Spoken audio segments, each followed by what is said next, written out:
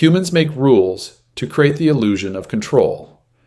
It's a comforting thought, isn't it, that the world is a place of guardrails and signposts. Don't cross on red. Don't talk to strangers. Look both ways before you cross the street. We build these little fences around the chaos, and for the most part, we get to live our lives believing they'll keep us safe. But we forget. We forget that long before our asphalt roads and our neat little laws, there were older rules. Rules that weren't written in books, but in the grain of ancient wood and the heart of cold, silent stone. Rules that don't care about your intentions, your skepticism, or your disbelief. And when you wander off the map and into their domain, you learn a terrifying truth. Whether you believe in them or not is utterly irrelevant. Most people never have to learn that truth. They live and die in the world of traffic lights and warning labels. But this story, this is about four who didn't. Four old friends from college trying to recapture a little bit of the light they'd lost in the years since graduation. They were looking for a weekend of freedom, a place so remote it felt like it belonged only to them. And they found it, a spot on no official map, a phantom park whispered about on some forgotten internet forum. Whispering Gorge. They drove for hours, leaving civilization and cell service so far behind it felt like another lifetime. When they finally arrived, the silence was the first thing they noticed. A quiet so deep it felt like pressure against the eardrums. It was beautiful, yes, but it was the beauty of a thing that had never been tamed, a place that had never learned our rules. They were looking for an escape. What they found instead, nailed to a weathered wooden post at the edge of a clearing, was a list. It was a set of instructions, a warning. It was the first and only signpost in that entire forgotten place. And they thought, like you or I might, that it was all just part of a game. They were wrong. Ben, could you please slow down? The sign back there said, "Winding roads ahead." Maya's voice was tight, the same way it got in college whenever a final exam was approaching. She sat bolt upright in the passenger seat, her hands braced against the dashboard as if she could personally stop the aging SUV from careening off a cliff.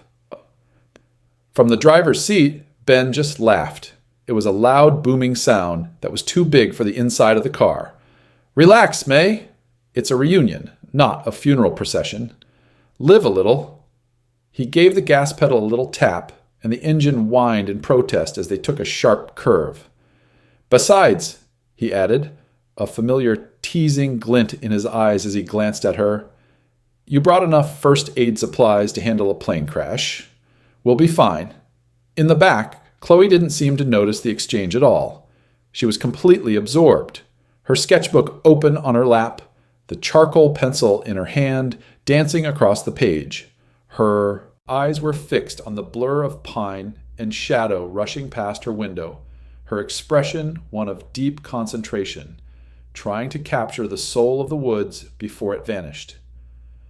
To her, the bickering was just white noise, the predictable static of two personalities that had been rubbing each other the wrong way for a decade. And next to her, there was Liam.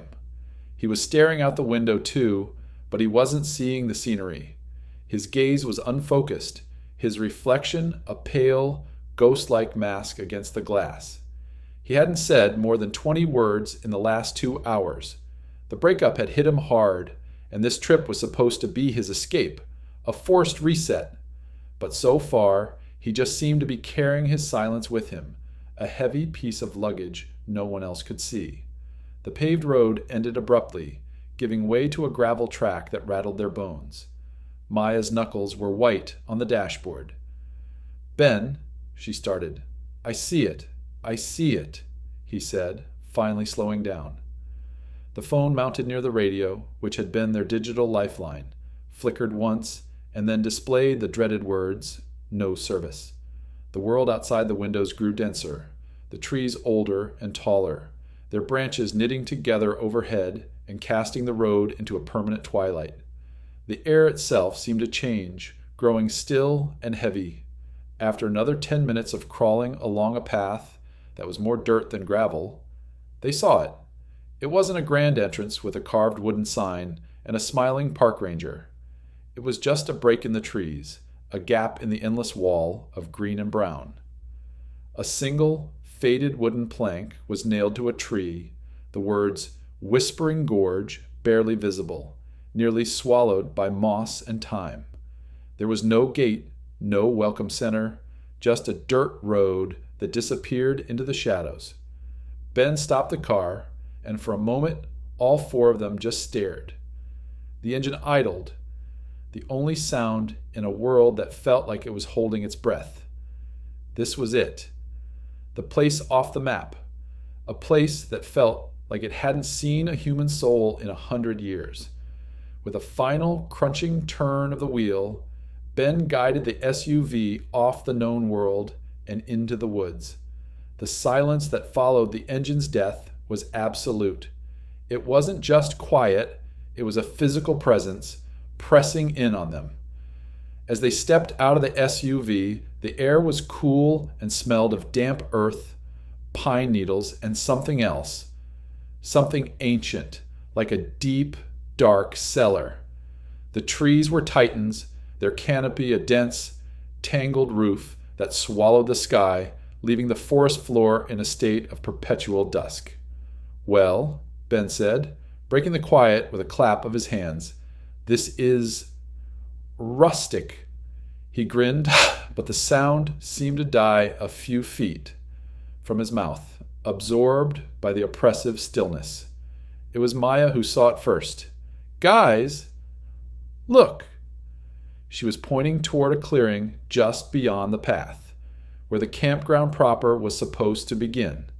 Standing there, tilted at a slight angle as if tired of its long vigil, was a massive wooden board.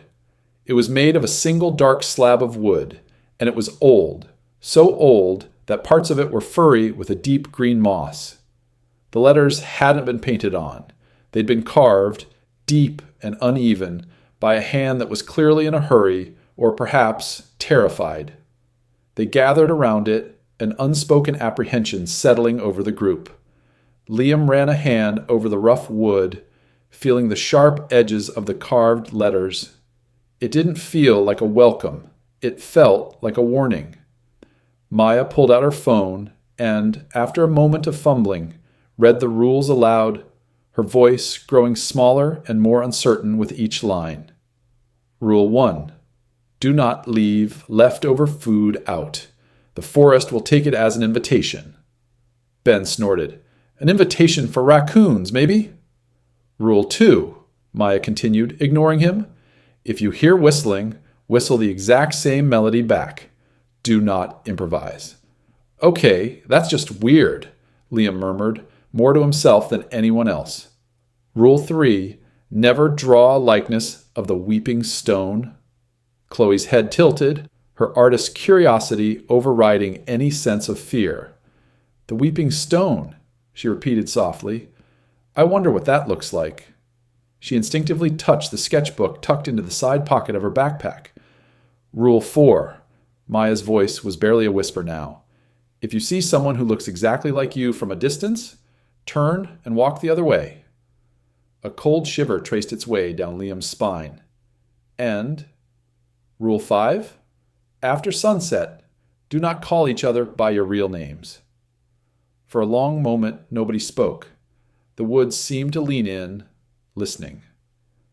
It was Ben who finally shattered the spell, bursting into loud, incredulous laughter. Are you kidding me? This is amazing.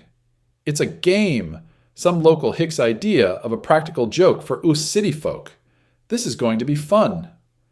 I don't think it's fun, Ben, Maya said, her phone held tightly in her hand as she snapped a picture of the board. I think it's creepy. Maybe we should just go.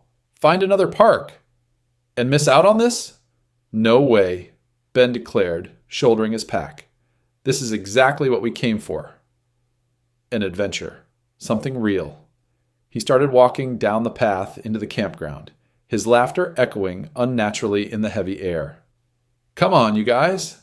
Let's not let some spooky campfire story ruin our trip before it even starts." Chloe and Liam exchanged a hesitant look before following. Maya stood for a moment longer, staring at the carved words, a knot of pure dread tightening in her gut. Reluctantly, she turned and hurried after her friends, leaving the silent, ominous rule board to stand its lonely watch at the edge of the woods. Night fell on Whispering Gorge, not like a blanket, but like an executioner's hood. The darkness was a thick, ink-black thing, absolute and suffocating, and their small campfire felt less like a comfort and more like a tiny defiant speck of life in a vast, indifferent ocean. The immense silence of the day had been replaced by a quiet that felt active, listening. They ate their dinner mostly in silence, the earlier tension from the rule board still hanging in the air. Afterwards, as Maya was meticulously sealing the leftover food in bear-proof bags, Ben made his move. He held up the last slice of an apple, its white flesh gleaming in the firelight.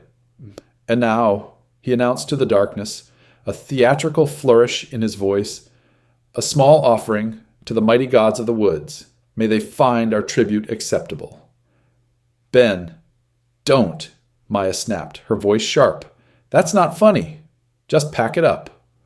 "Oh, I'm not being funny," he said, his smile widening.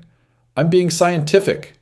We have a hypothesis that the rules are nonsense, and now we conduct the experiment."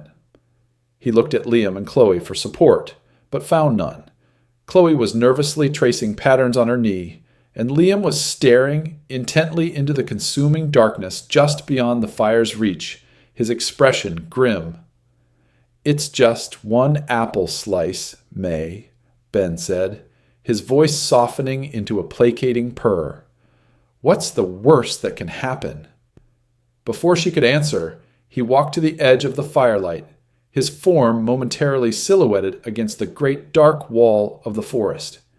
He placed the apple slice carefully on a mossy log, a pale crescent moon in the gloom. When he turned back, his face was triumphant. "See?" he scoffed, dusting his hands off as he sat back down. "No thunder, no lightning, no bears coming to the party." Maya said nothing. She just stared at him, her jaw tight with a furious, helpless anger. He hadn't just been reckless. He had been arrogant. He had taken their fragile little circle of light and safety and deliberately knocked on the door of the vast, unknown darkness that surrounded them. And from the deep, listening woods, there was no immediate answer. There was only the crackle of the fire, the whisper of the wind, and the unnerving feeling that the invitation had just been received. The morning light did little to chase away the shadows of Whispering Gorge. It was a thin, gray light that filtered down through the canopy, making the forest floor look like the bottom of a deep green ocean. The air was cold and damp, clinging to their skin. The fire was a circle of dead, black ash, and the bravado of the previous night felt like a distant, foolish dream. It was Liam who saw it first. He had wandered over to the edge of the camp to splash some water on his face, and on his way back, he simply stopped. His gaze fixed on the mossy log where Ben had left the apple slice. He didn't speak. He didn't have to.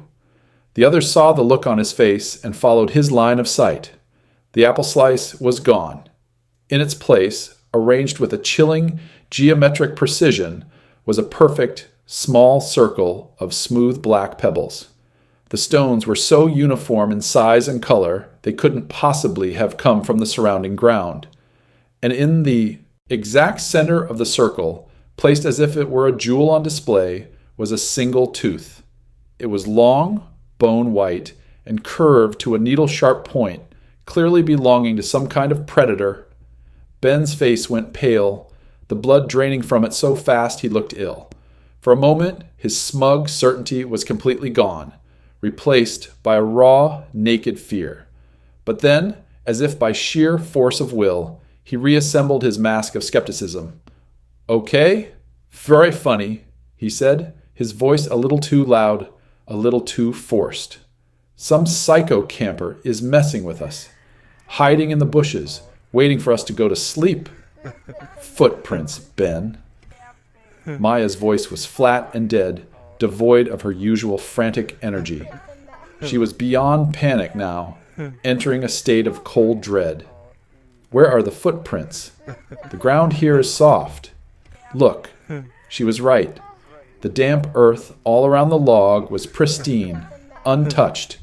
There were no tracks leading to it or away from it.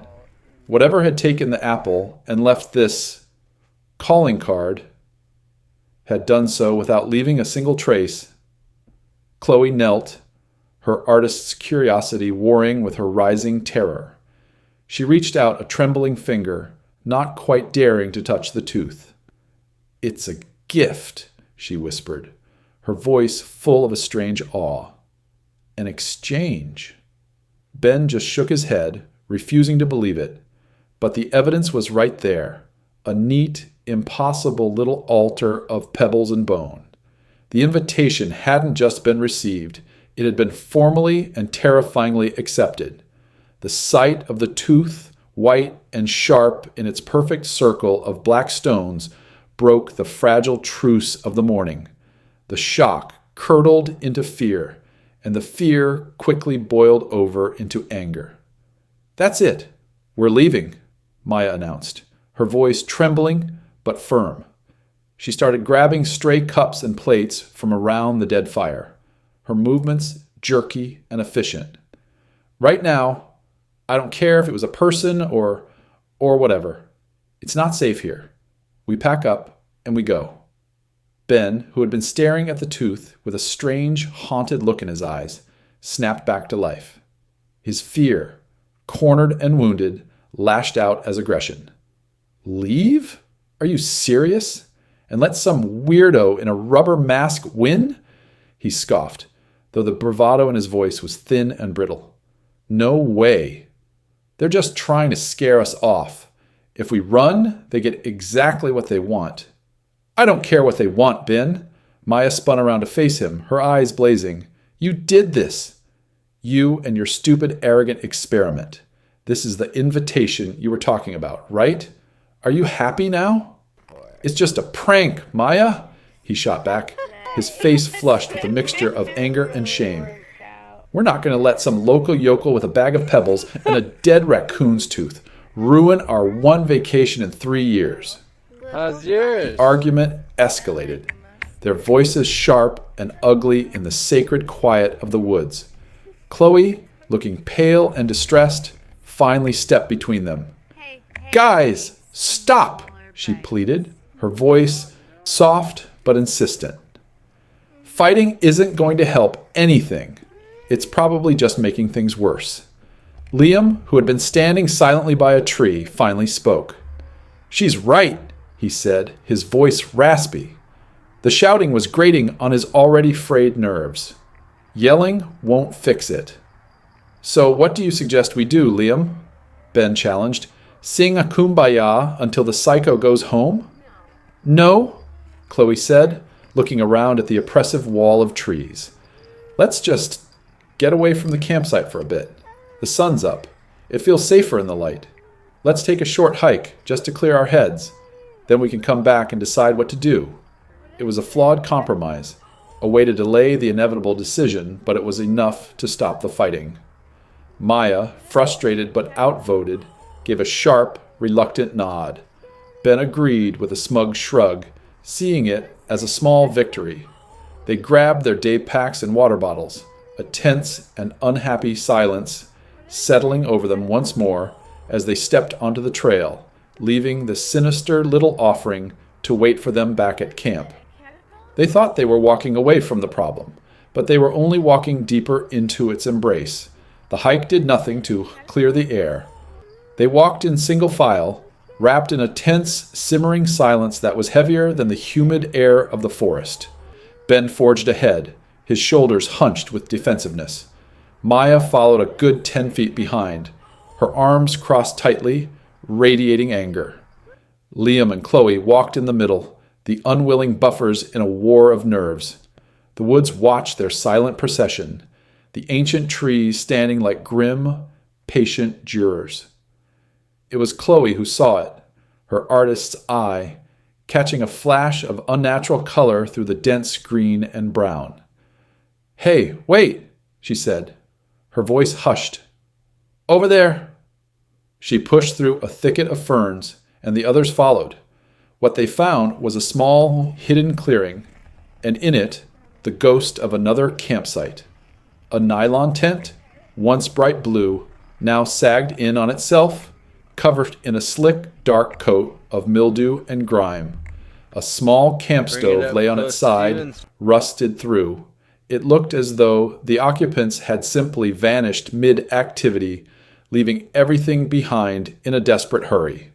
A profound sense of violation hung over the place, a silent scream trapped in the decaying fabric and rusting metal. While the others hesitated at the edge of the clearing, Chloe was drawn toward the collapsed tent.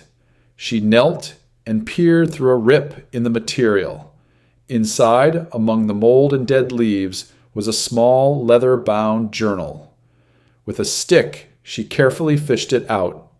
The leather was warped and slimy to the touch, and a dark mold bloomed across its cover. Most of the pages inside were a lost cause, the ink bleeding into meaningless, watery blurs. But one page, near the middle, was somehow mostly legible.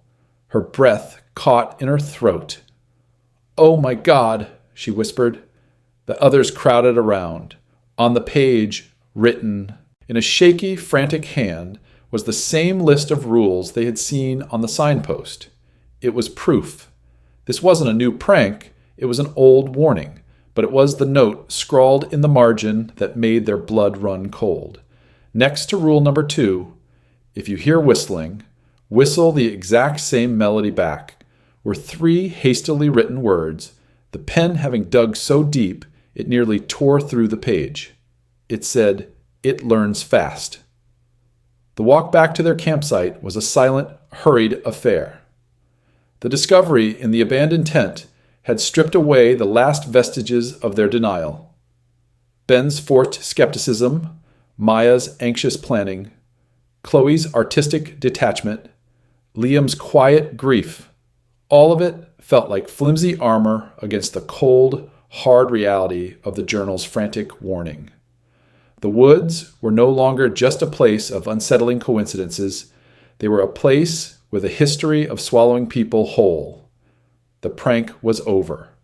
The hunt had begun. Dusk was settling thick and fast, the gray light failing as the sun dipped below the massive, indifferent shoulders of the trees. The temperature dropped, and a cold mist began to curl up from the damp earth, clinging to their ankles like grasping fingers.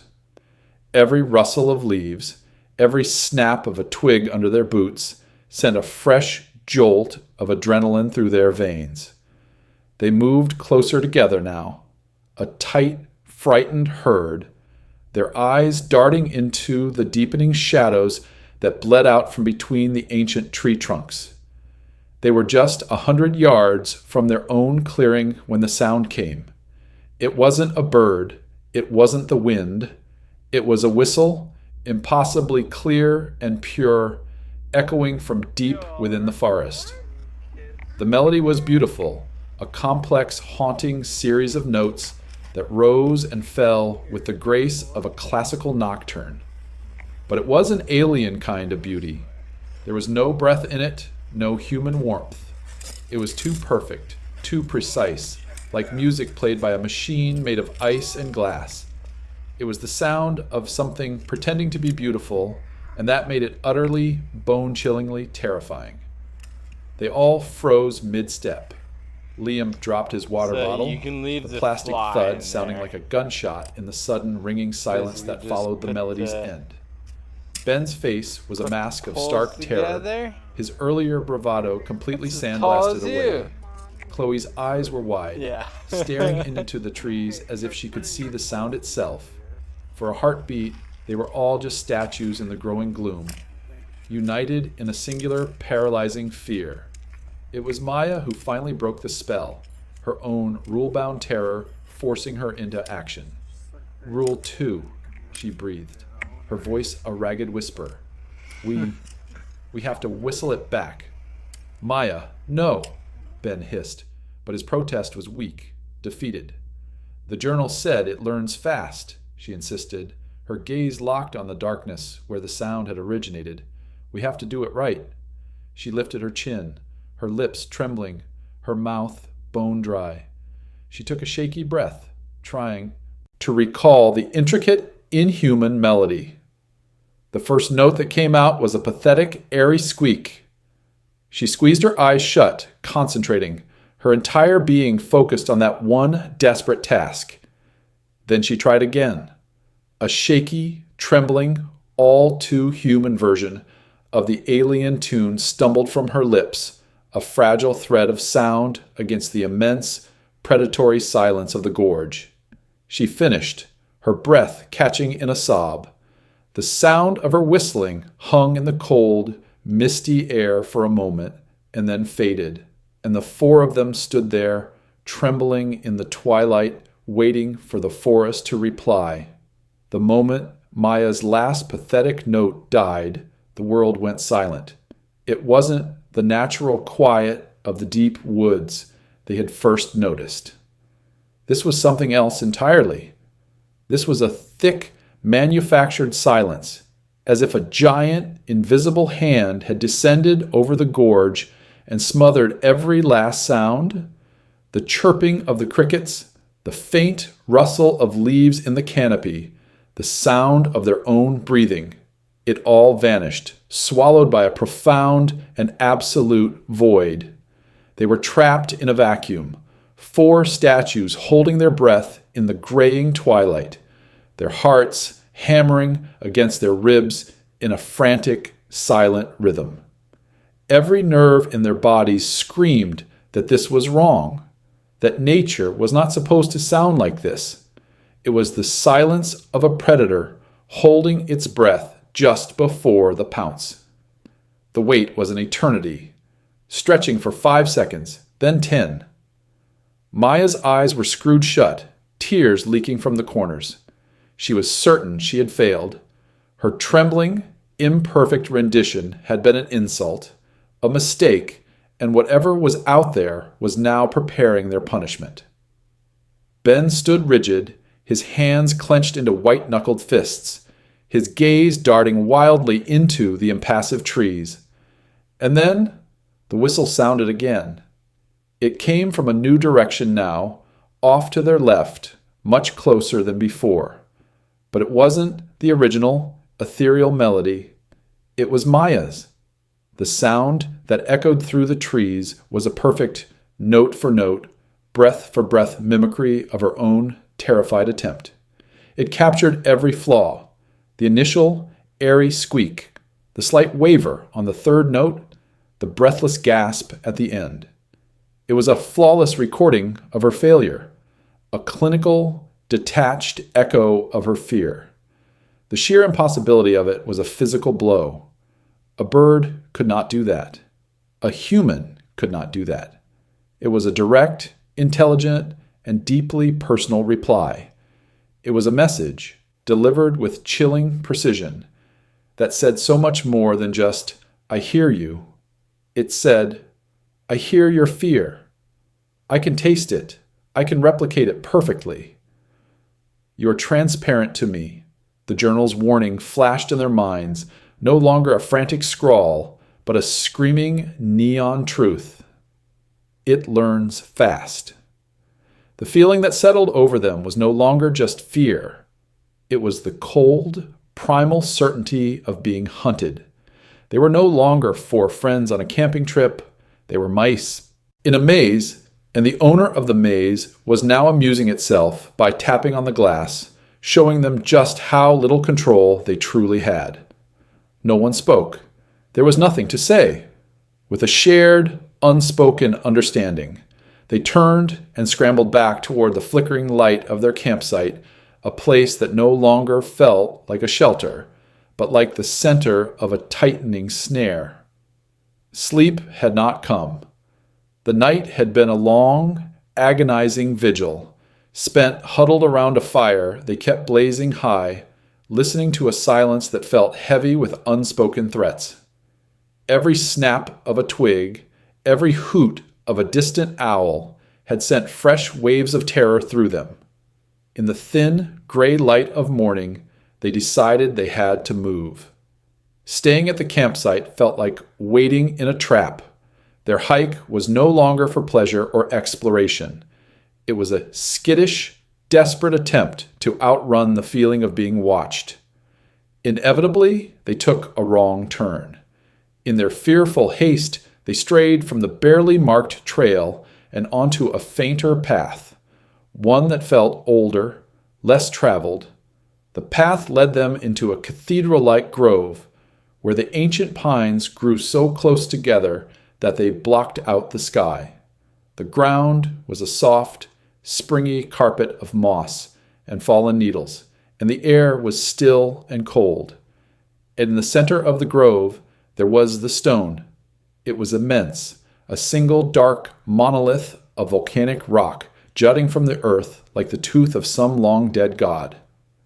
It stood as tall as a 2-story house, its surface almost completely covered in a blanket of deep, velvety green moss.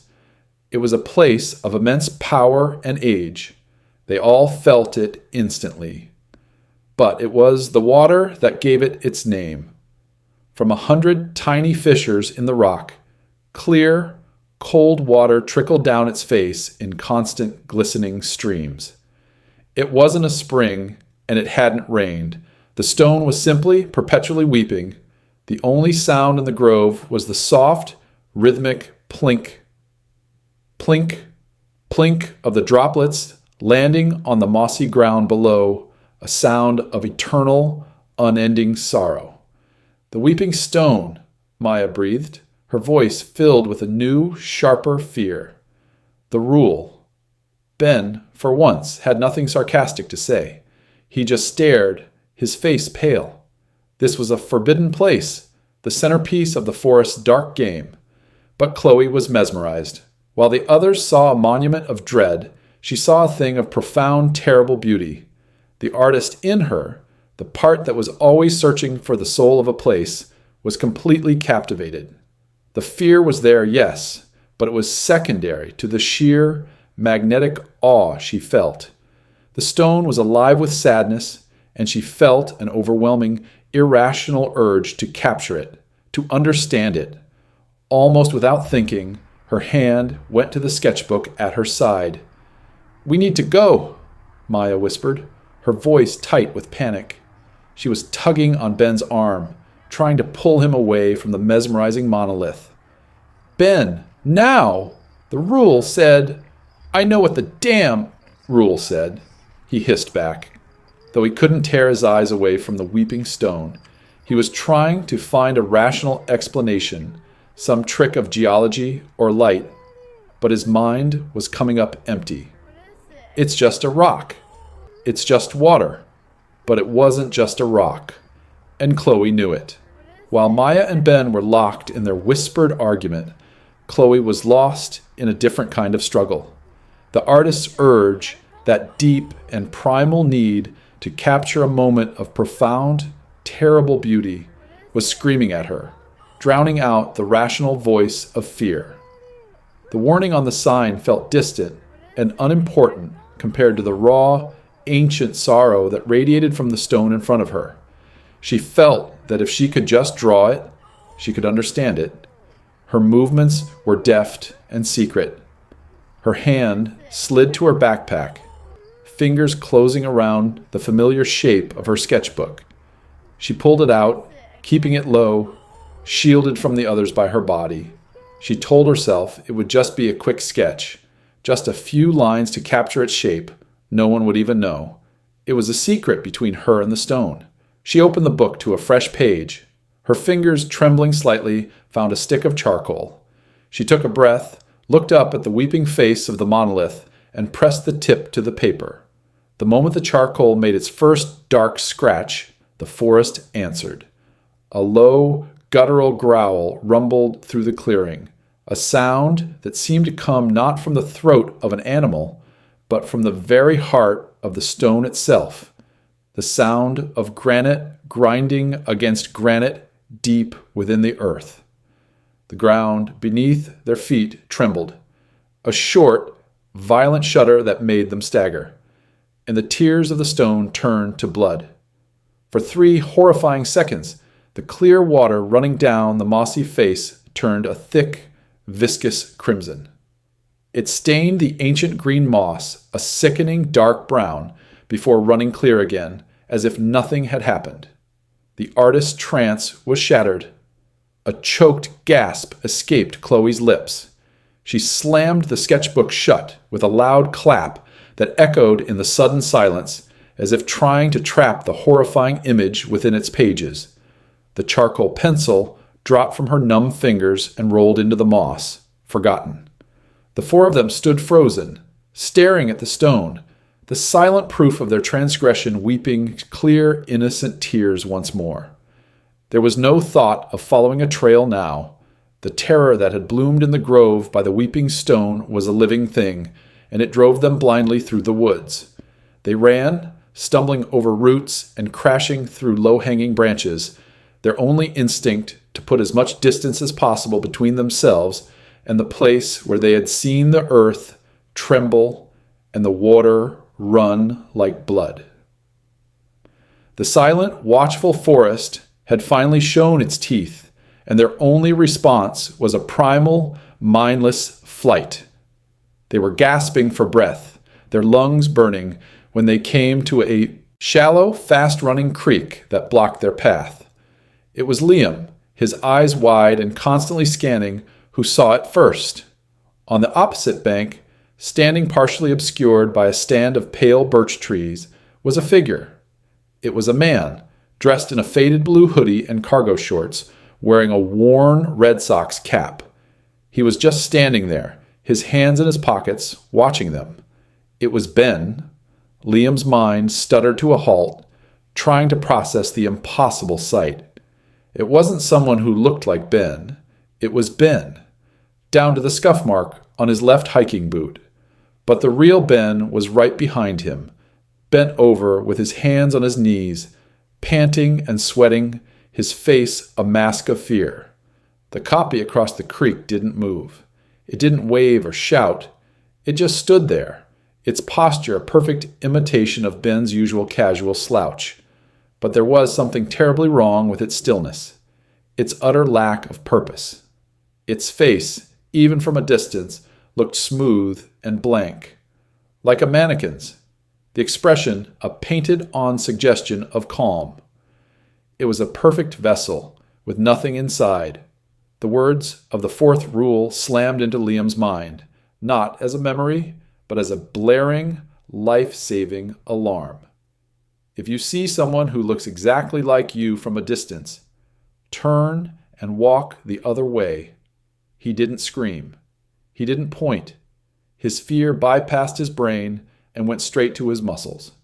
He lunged back, grabbing Chloe's arm with a force that made her yelp.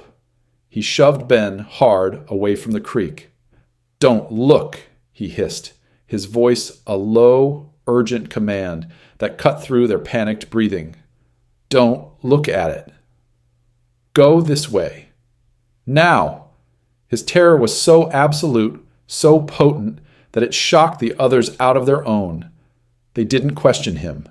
They simply obeyed. He plunged into the dense underbrush to their right, dragging Chloe with him.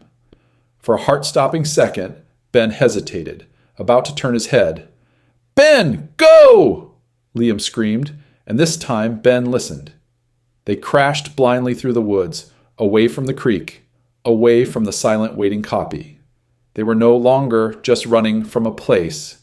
They were running from themselves. Night returned to Whispering Gorge, and with it came a dread so thick it felt like drowning. They were truly lost now, driven off the trail by the sight of Ben's silent, soulless copy. They managed to build another fire, but it was a pitiful defense against a darkness that now felt intelligent, calculating. The memory of the doppelganger's blank stare had burned itself behind their eyelids. They adhered to the fifth rule with the grim devotion of the truly terrified. They were no longer Maya, Ben, Chloe, and Liam. They were a collection of pronouns and gestures. Hey, can you pass the water? You, keep an eye on that side. The simple act of stripping away their names had eroded their identities, reducing them to four frightened animals huddled together for warmth. To speak a name felt like a profound and dangerous transgression, like shouting a secret into the ear of a waiting God.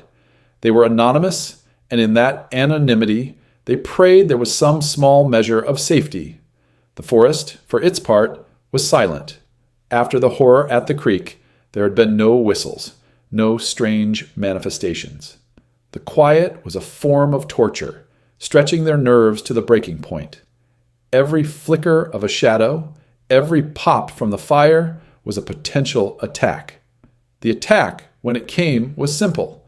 A loud, sharp crack echoed from the darkness just beyond their firelight, the sound of a heavy branch snapping. It shattered their fragile composure. All four of them flinched violently. Chloe let out a small, terrified cry. In the sudden chaos, Maya stumbled backward, tripping over a root and falling hard. Instinct, pure and thoughtless, took over. Before he could stop himself, Ben lunged toward her, his voice cutting through the night with a single panicked word. Maya! The name hung in the air, a bright, foolish spark in the suffocating darkness.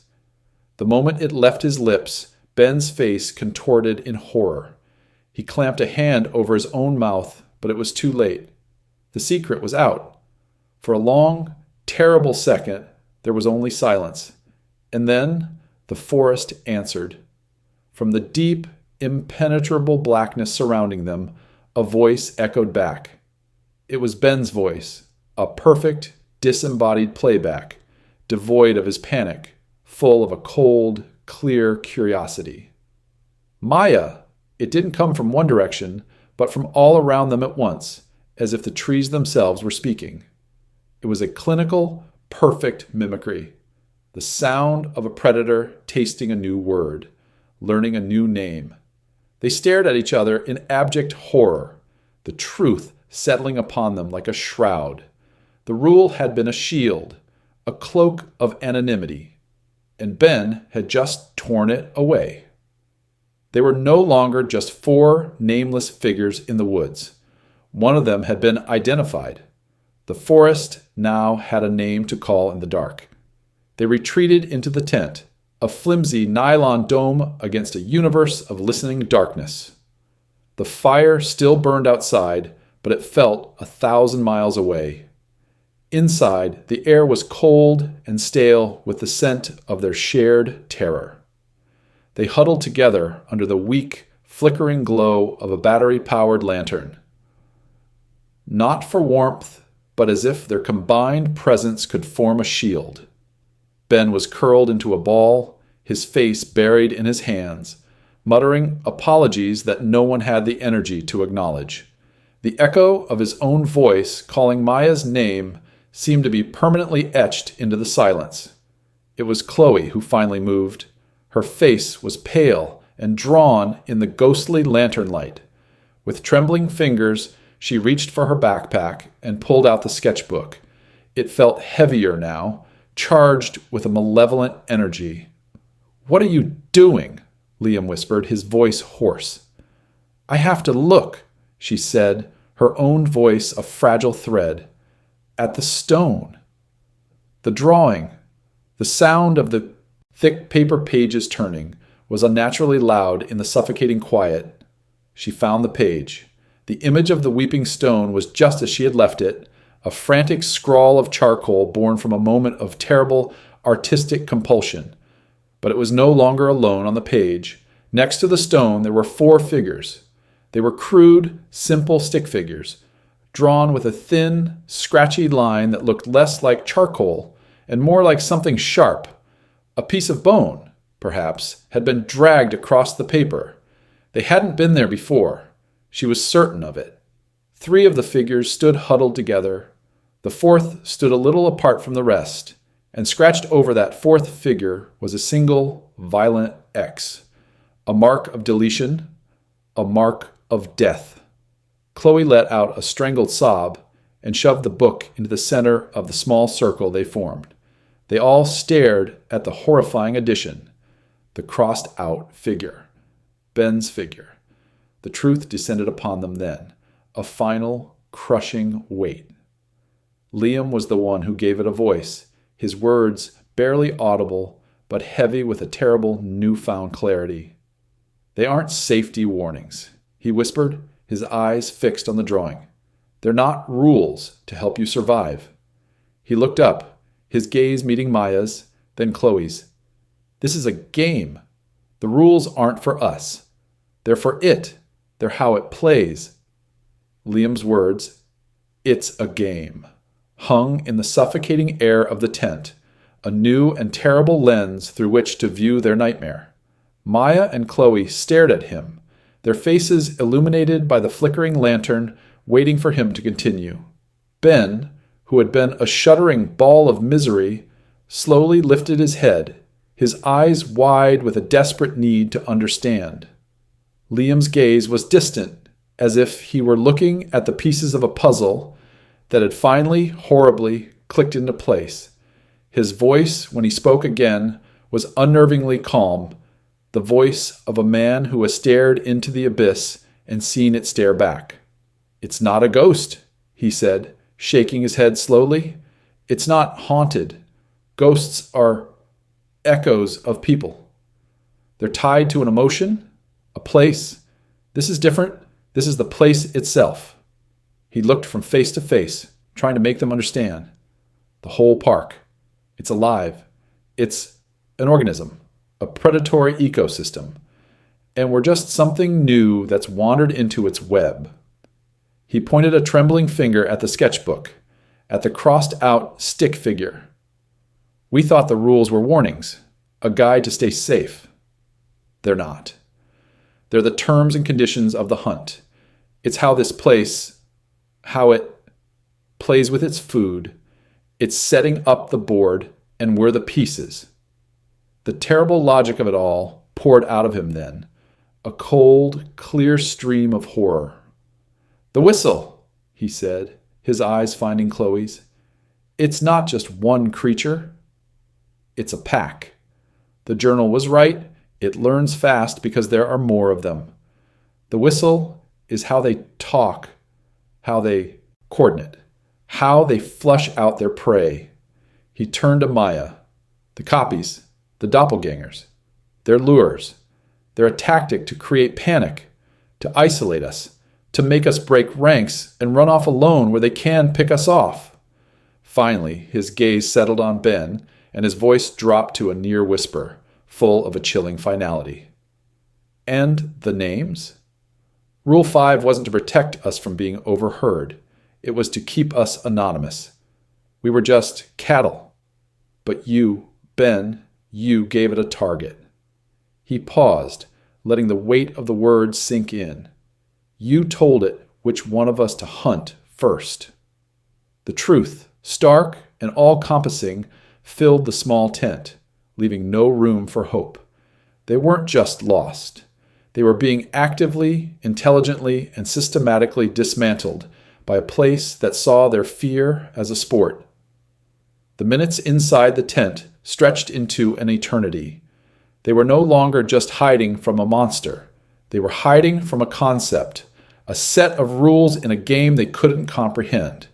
Every second of silence was a torment, a breath held in anticipation of the next move. The air was thick with the smell of fear and unwashed bodies, a claustrophobic cocktail of their own making. The first whistle came from the north, the same clear alien melody as before.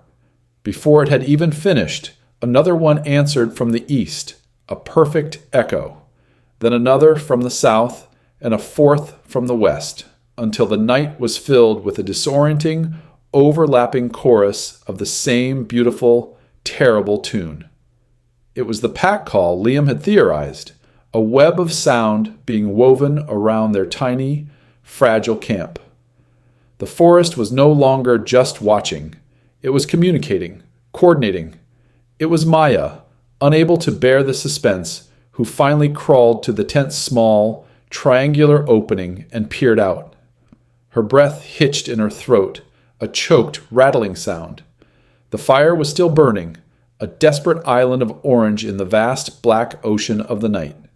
And at the very edge of its reach, standing just where the light surrendered to the shadows, were the figures, 4 of them. One looked like Ben, one like Liam, another like Chloe, and the last one was her. They weren't moving. They weren't threatening. They were simply standing there, a silent, unblinking audience, their forms solid one moment and flickering like a bad television signal the next. Their faces were turned toward the tent, but there was no expression on them, no life in the dark spaces where their eyes should be. They were perfect, soulless statues of the people huddled in the tent, silent witnesses to their terror. "They're all out there," Maya whispered, her voice cracking as she pulled back from the opening. "All of us. They're just watching." The whistling continued its relentless, beautiful assault from all sides, a cage of sound, and the silent copies stood their ground, 4 patient, predatory sentinels at the edge of the light.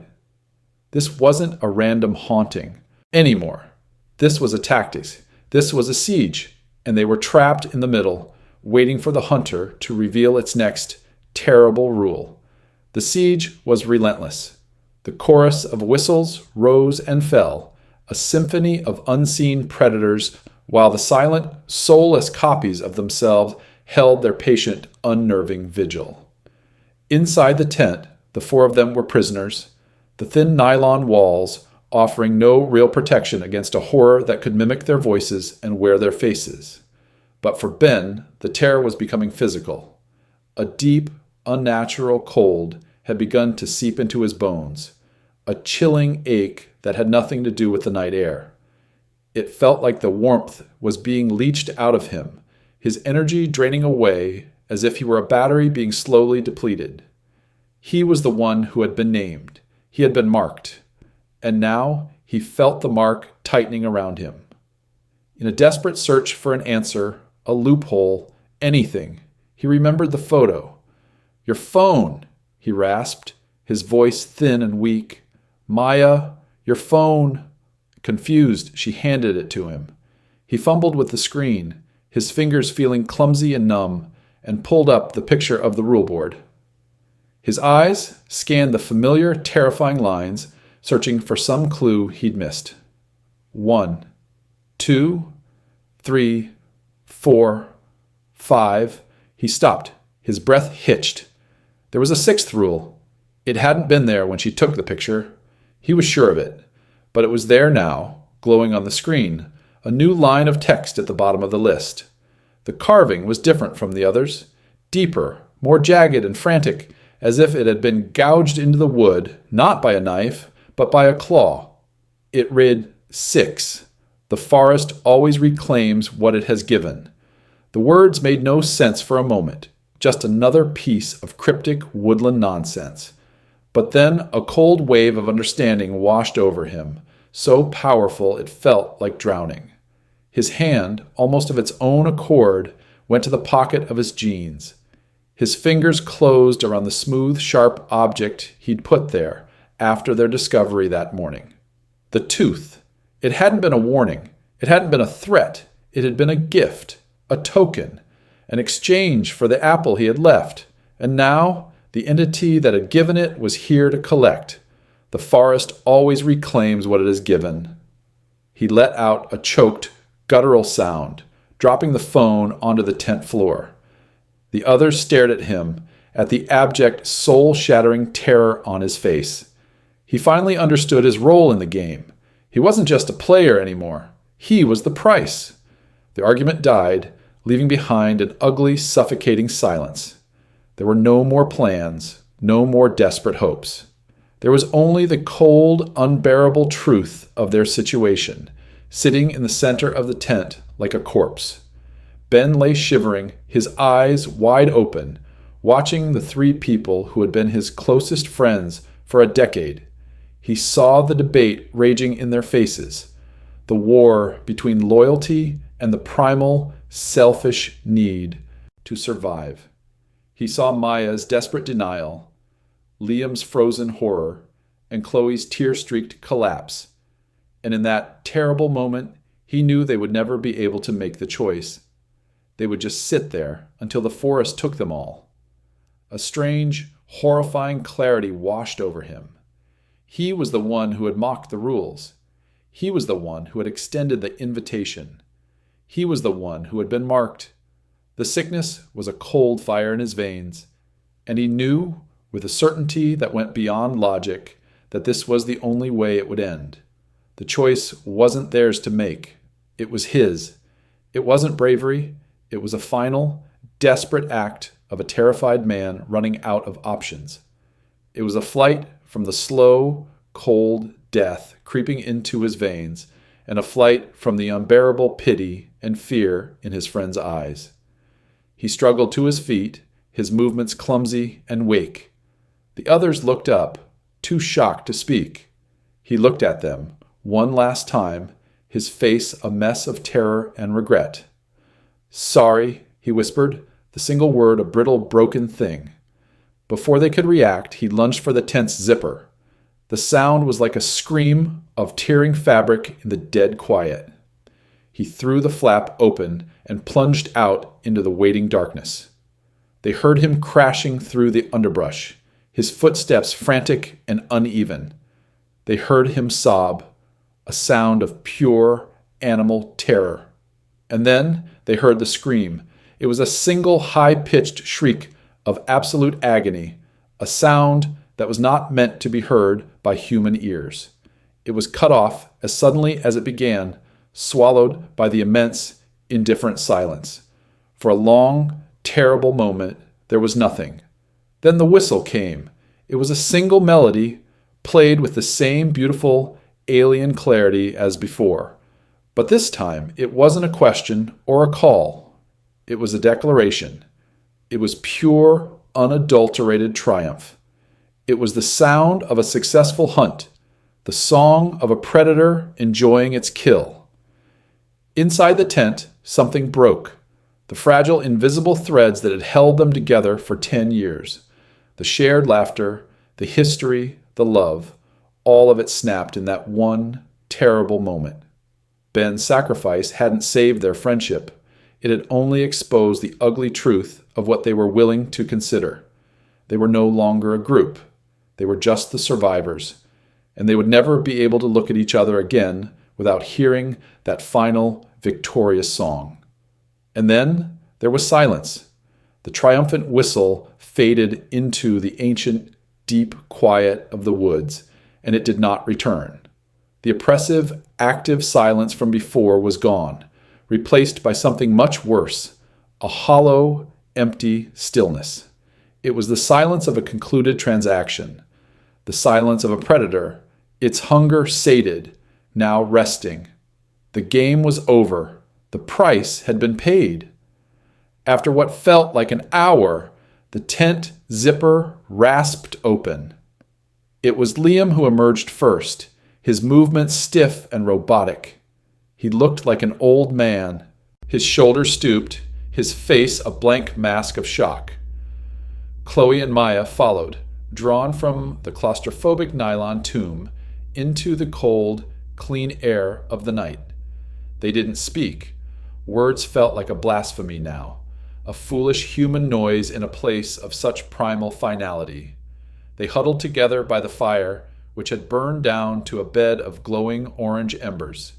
It offered little light and even less warmth against the profound cold that had settled deep inside their bones. They pulled their knees to their chests, three shattered figures staring into the dying light, forever separated by the ghost of a fourth.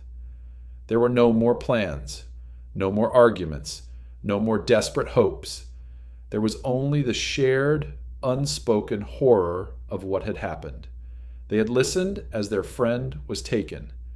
They had been participants in a sacrifice, and the silence of the forest was their receipt. Each was trapped in their own private hell. Maya saw the flaw in every rule she'd ever trusted. Chloe saw the terrible, bloody end of her search for beauty. And Liam, the quiet observer, felt the crushing weight of their collective failure. He saw the moment their friendship had been put to the test and found wanting. They sat there for hours, a silent, miserable vigil, while the embers turned to gray ash and the immense, starless dark pressed in around them. They did not speak. They did not sleep. They just waited, listening to the sound of their own broken hearts, until the first merciless hint of dawn finally stained the eastern sky. As the sun rose, its weak, gray light filtered through the trees, not with the promise of a new day, but with the cold, sterile illumination of a crime scene. They moved like automatons, stuffing sleeping bags into sacks and collapsing the tent in a silent, frantic rush. There was no discussion. There was no plan. There was only a single unified purpose: to get out, to leave this place of silent judgment and victorious whistles behind them forever. The forest, it seemed, had one last cruelty in store for them.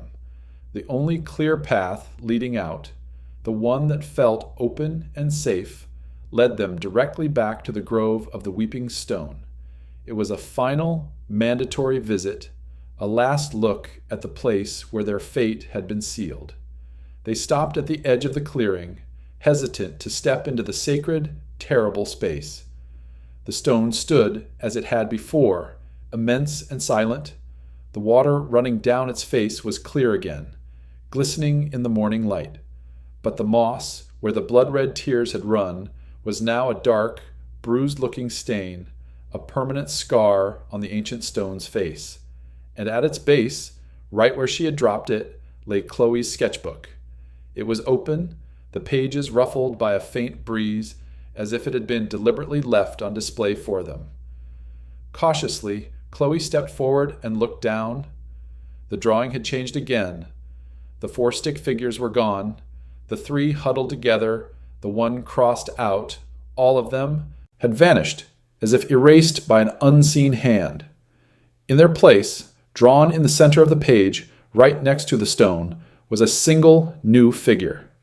It was rendered in that same thin, scratchy, inhuman line. It was just standing there, alone, the 5th figure, the winner. Chloe let out a small, broken sound and stumbled backward. The book wasn't a record of their journey. It was a scoreboard, and the game was now complete. Ben was gone, and the forest had updated its tally. No one moved to pick up the sketchbook. It didn't belong to them anymore. It belonged to the stone. Without another word, they turned and fled, leaving the open book at the foot of the weeping monolith like a final, mocking offering to the victor. As they fled from the grove, something had changed. The forest was no longer a labyrinth. The oppressive, hostile presence that had been dogging their steps, turning them in circles, and playing with their minds was gone. The path back to the car was now insultingly clear. The red trail markers they had lost yesterday, now visible on the trees, seeming to mock them with their simple, logical guidance. The game was over, and the park was now showing them the door. The sun, which had felt distant and cold, now seemed a little warmer on their skin. The woods were just woods again, a collection of trees and rocks and dirt, and this sudden return to normalcy was the most terrifying thing of all. It was the indifferent silence of a predator that has finished its meal and returned to its slumber. They walked without speaking, 3 separate islands of misery moving in the same direction. The sounds of their own footsteps, the rasp of their breathing, were deafening in the quiet. They didn't look at each other. To look at each other would be to see their own failure, their own guilt, reflected in another's eyes. They were no longer friends. They were co-conspirators in a tragedy, bound by a secret that would forever keep them apart. Ben's ghost walked between them, a tangible presence in the empty spaces. The sight of the SUV parked where they had left it was a surreal shock. It was a relic from another world, a world of paved roads and cell service and rules that made sense, a world they had left behind 2 days ago, but which now felt like a lifetime away. The sound of the car doors clicking shut felt like the closing of a tomb. For a moment, they just sat there, encased in metal and glass, the familiar smell of stale coffee and air freshener, a bizarre comfort. Then Liam, his movements stiff and mechanical, put the key in the ignition. The engine turned over with a roar that felt like a sacrilege in the quiet woods, and he put the car in reverse, leaving Whispering Gorge to its ancient, hungry silence. They were leaving, but they all knew with a certainty that settled in their bones that they weren't truly escaping. A part of them would be left behind forever in that dark, silent grove, and a part of the woods would now sit in the empty seat beside them, a passenger for the rest of their lives. The drive was a long, hollow silence, each of them trapped in the wreckage of their own thoughts. Maya stared out the window, but she wasn't seeing the passing trees. She was seeing the rule board. She, the planner, the one who believed in order and preparation, had been useless. Her meticulous plans and anxious warnings had been nothing but a child's scribbles against a hurricane. Her guilt was a cold, heavy thing. It wasn't just that Ben was dead. It was that her entire worldview, her belief in control, had been a lie. The rules hadn't saved them. They had only been a more structured way to be devoured. Chloe sat huddled in the back, her hands tucked under her legs as if to keep them from ever picking up a pencil again. The thing she had loved most in the world, her art, had become a cursed object. Her need to capture beauty had been twisted into an act of sacrilege that had cost their friend his life. The image of the weeping stone, its tears turning to blood, was burned into her mind. She knew she would see it every time she closed her eyes. And Liam, his hands gripping the steering wheel, felt the crushing weight of his own inaction. He had been the observer, the quiet center, while his friends had orbited around him in a frantic dance of panic and denial. He had seen it all coming, had felt the wrongness from the very beginning, and he had done nothing. He had said nothing.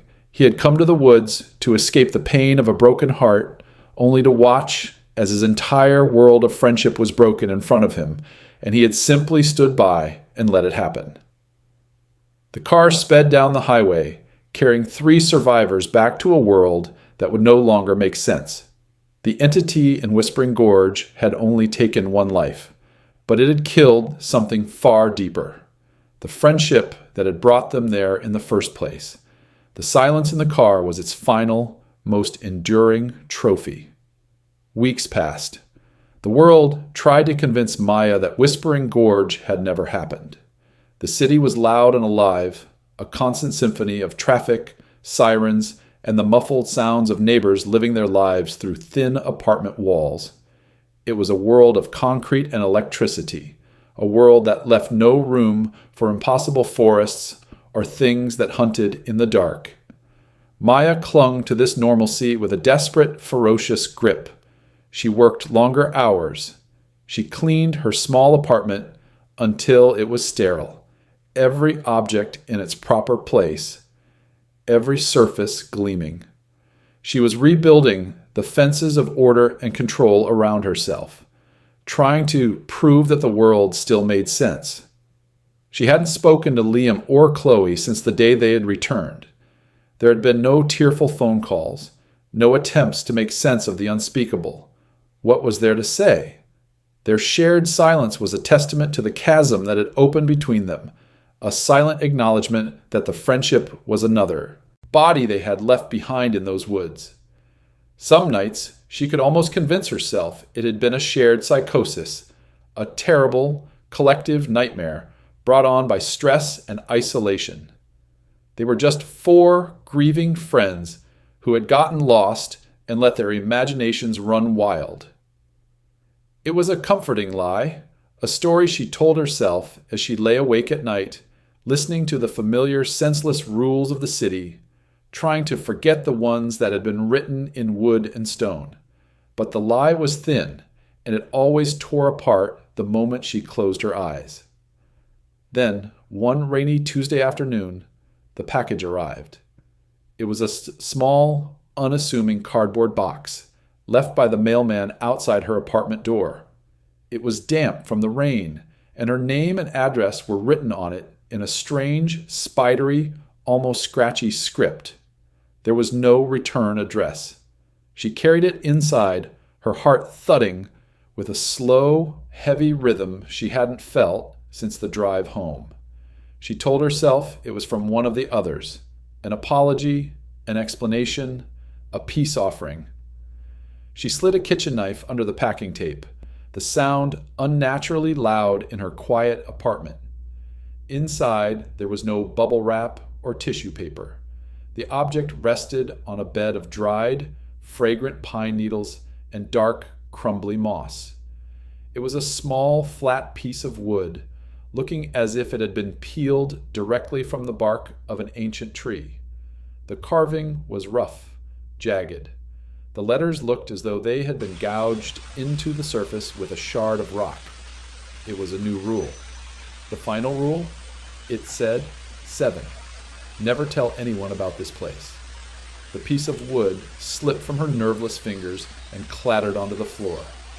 It wasn't a memory. It wasn't a nightmare. It was real, and it had followed her home. The rule wasn't a warning. It was a threat. A gag order delivered from a nightmare she thought she had escaped. It knew who she was. It knew where she lived.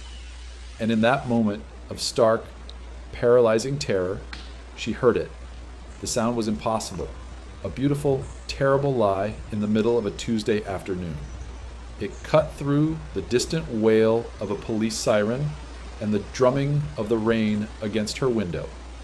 It was the clear, melodious, and perfectly inhuman sound of a flute-like whistle, the triumphant song of a successful hunt. It was coming from right outside her third-story window.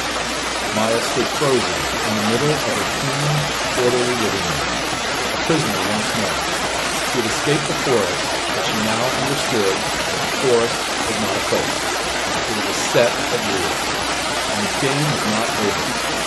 Moving, with no visible borders, and no one to hear her scream had just begun. A long, silent pause for at least 90 seconds. And that is where the story ends. At least that's the version that was pieced together for me. A strange, unsettling account of a trip that went wrong in a place that shouldn't exist. It's the kind of story that sticks with you, isn't it? It gets under your skin. It makes you think about those little moments of choice, the small acts of defiance or fear that can send your entire world careening off the map. It makes you wonder about the thin, fragile rules we build our lives on. Some rules can be broken, but some rules will break you. It leaves me with a question, and I'm curious to know your thoughts. Of all the warnings on that dark wooden sign, which one did you find the most terrifying? Was it the mimicry of the whistle, the idea of seeing your own soulless copy, or that final, terrible rule that appeared at the end? Let us know your answer in the comments below. There's a strange sort of comfort in discussing these things, a digital campfire where we can all reassure ourselves that it was, after all, only a story. If you appreciate tales that linger long after the telling, and if you believe that some corners of the world are best left unexplored, then I invite you to become a permanent part of our nightly vigils. Subscribe to this channel and be sure to ring that notification bell. It ensures you'll never miss your appointment with the darkness. Thank you for listening. Until next time, stay safe and be careful which invitations you accept.